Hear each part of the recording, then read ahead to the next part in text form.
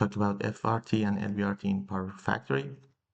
So FRT or LVRT is about how long a wind turbine can be controlled and can be connected during a temporary fault or short circuit in the power system. So for doing that, we use the IEEE 14 bus.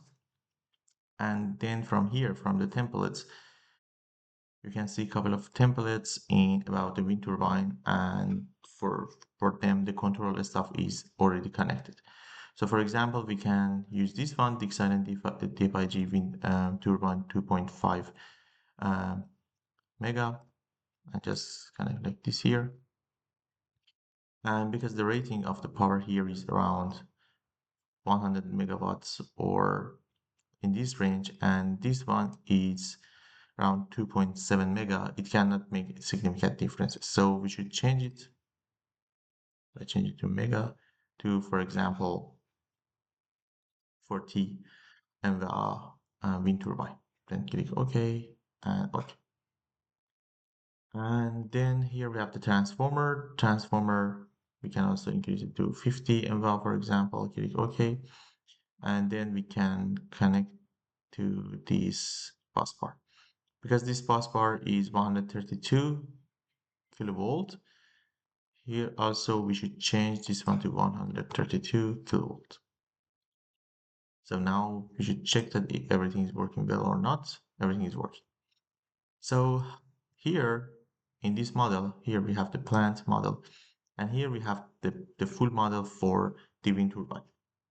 So here we have the PQ control, we have MBT protection and other stuff here, and there's a full control for wind turbine. So now we want to make a short circuit here, temporary short circuit. For example, 0.5, and it should be clear at 0.6, for example. Put it clear and done. So now first we want to see the voltage here. And now we should first make a simulation. Then here we can see simulation RMS.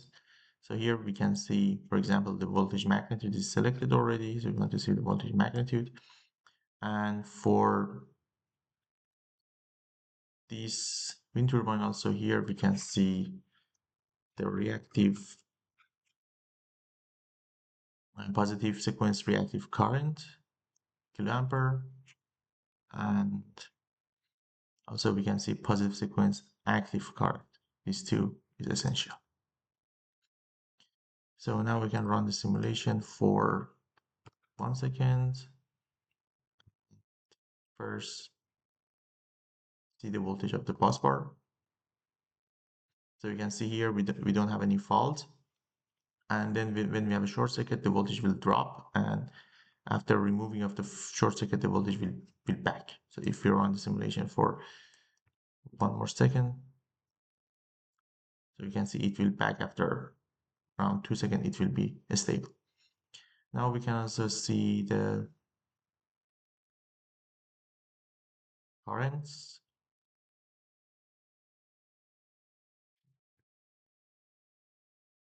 Both reactive and active currents. So here we can see during the before the faults, the blue one is the reactive support. So we don't have any reactive support because the voltage is already 1 per unit.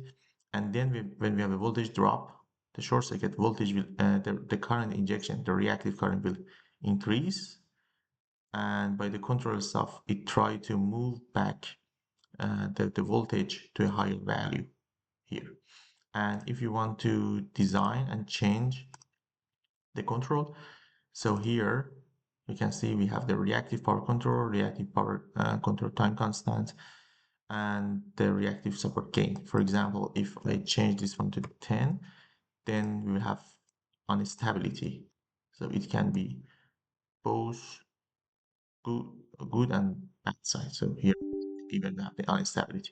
So the designing of this one, it will go for some control algorithms. designing.